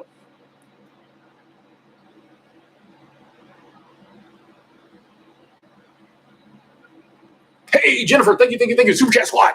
Says, hello, Tim. Want to let you know that my company was invited to a seminar on combating quiet quitting. Yes, they're scared for sure. Yes, I'm telling you. It just went crazy. A month ago, nobody was talking about it. Now it's just went. And once again, the media is playing its part because now every company has to be like, is our productivity down? Are they out there on the floor quiet quitting? We got to have somebody. I love it. I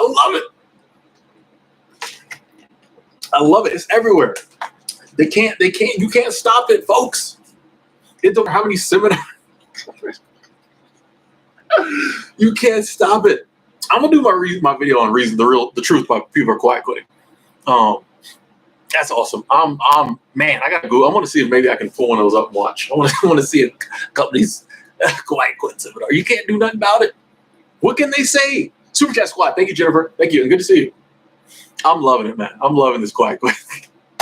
It's everywhere, man. You can't avoid it, bro. It's everywhere. Now everybody's shook. All you're doing is making more people quiet quit.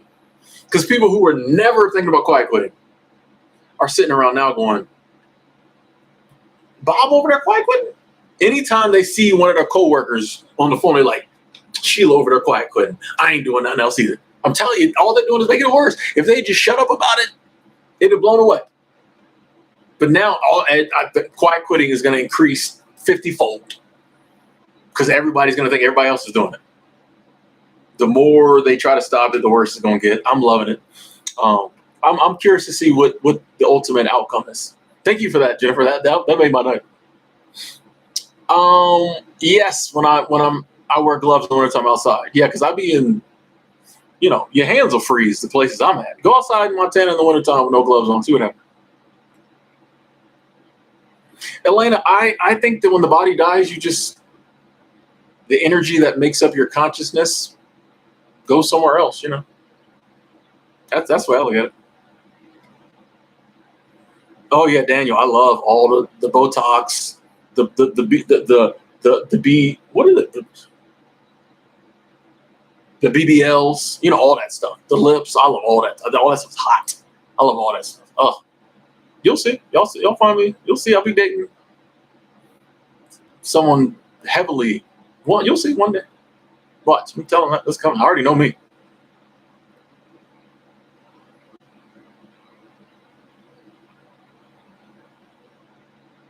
Yeah, Theo, I'm on Twitter, but I never really get on there. Alvin, I'm not answering that question. A lot of social media platforms don't like you to talk about it, and B, I just kind of think that's everybody's personal business, you know. So, Linda, hello, good to see you. All right, see you later, MH. Appreciate you coming through. Dev just landed interview, first seasonal job ever. Nice. You're welcome. You're welcome. You're welcome. Hey, man, that's what we're here to do. Put out that knowledge, inspire. So, good luck.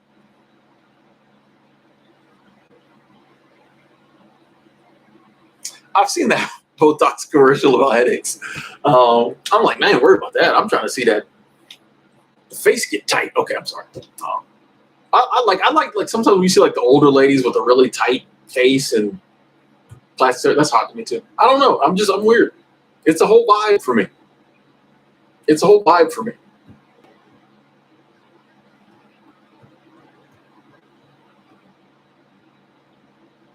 Five Horizons. That's true too. Yeah, if there is no afterlife, you just die. That's cool too. Like I said, there's nothing to my thinking. There's nothing negative that comes from death. The only thing, like the reason I say I'm not going to be thrilled about it, maybe, is because I got people on this planet I love who we're interacting as humans right now. It's gonna suck when that goes away. But I'm a firm believer that I think a lot of times you come back as a human again, and I think some of these same people I will interact with again. There's some people in my life that I know we've interacted in other lives or before. I know it's not just this. Like some people you just know you knew before. It's like there's no way like we meet and we're instantly this. You know what I mean? You just know. Like we've been around that. We've done this 1,000 times before. But yeah, it's just that's like there's some sadness to death, but I don't think there's really anything to fear. You either go somewhere else or you're dead. Like this whole burning hell, all this craziness that the church uses to make you follow their rules, I don't go in for it. It's the dumbest thing I've ever heard. There is nothing. I'm probably going to offend some folk right now. There is nothing in this universe. And I don't just listen to pastor. I look at the universe. There is nothing in this universe that maps to a burning hell. All things that like kind of happen to us, you can see it in other variations of it in nature, the animal kingdom, things like that. There is nothing that is a smaller version, a microcosm, a variation of a burning hell.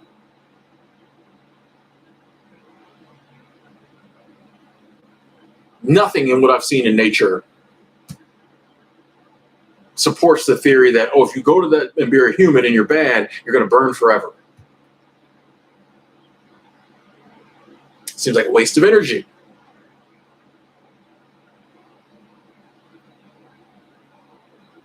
Just my thoughts.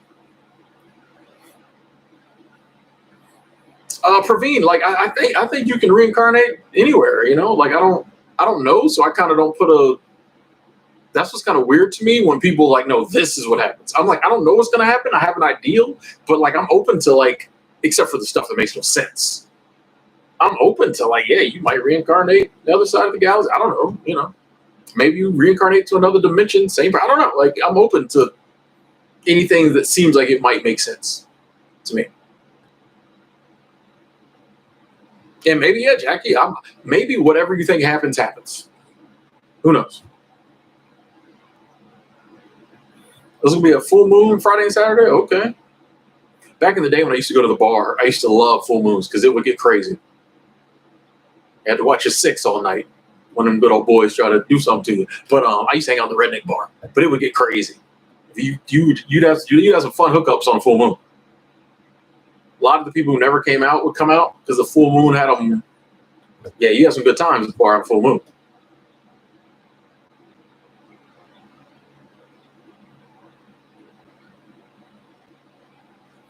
Yeah, had some bad times on the full moon too, but it's worth it. It's worth it. I like to think we toted as many as we handed out. That's redneck speak for we got in a lot of fights, but we won as many as we lost. We toted as many as we gave out. That's redneck speak. I was like a beer drinker, Corey. Corey coming. So like, my favorite beer would change throughout the years, but I was really just like a beer drinker. If I drink liquor, it was gonna be a problem. So I would usually drink liquor if it was late, and I wasn't in my right mind. In my right mind, I never drink liquor because I'm like, nah. But once I get wasted, then I start drinking liquor, and then there comes the anger and the violence and all that type of stuff. Heavenly Path, I believe in karma in a sense that, like, I believe one of the universal laws is like you get back what you give. It's just the nature of this universe. So you do dirt, you get dirt.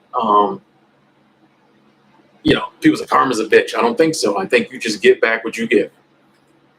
That's just the way this universe is set up on this planet.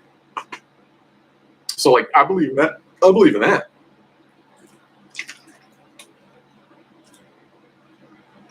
But I don't think there's some crazy. What happened? I don't think there's some crazy entity that sits there and waits for you to mess up so he can plot something bad to happen to you. I think it's just you reap what you sow. It's in the good books. Got to block somebody. Cool.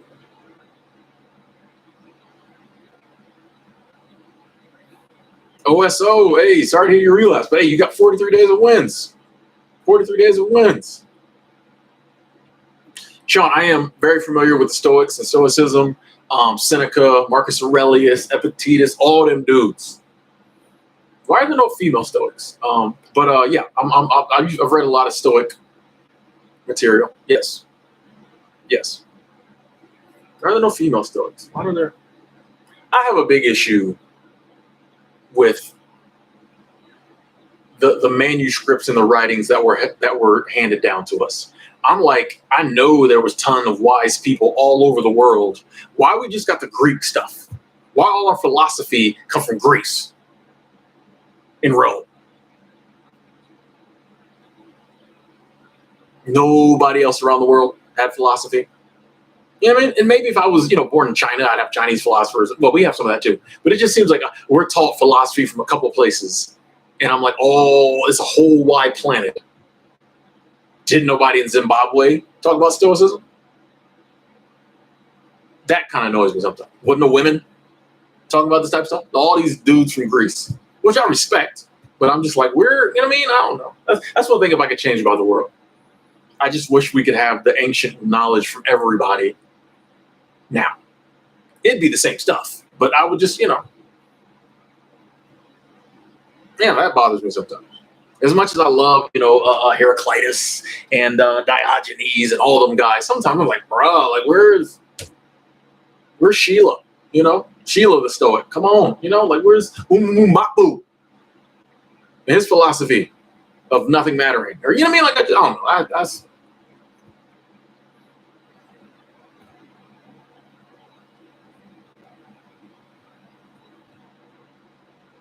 Ladies first, I definitely believe in speaking your mind, and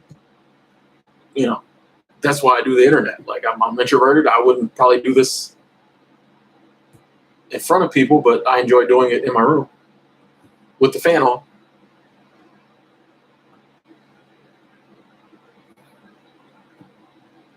Well, I mean, lady, like, I won't say Stoicism. Stoicism doesn't exclude women. It's just that history didn't allow them to speak freely and pass down their views on it. But that, you got to exclude damn near everything. If you exclude anything, if you question anything that excludes women, because in the past they just didn't allow women to, which annoys me. Yeah, Stoicism is just Stoicism, but it's just history only wants to preserve the writings of a select group of men from select places. Which is annoying, but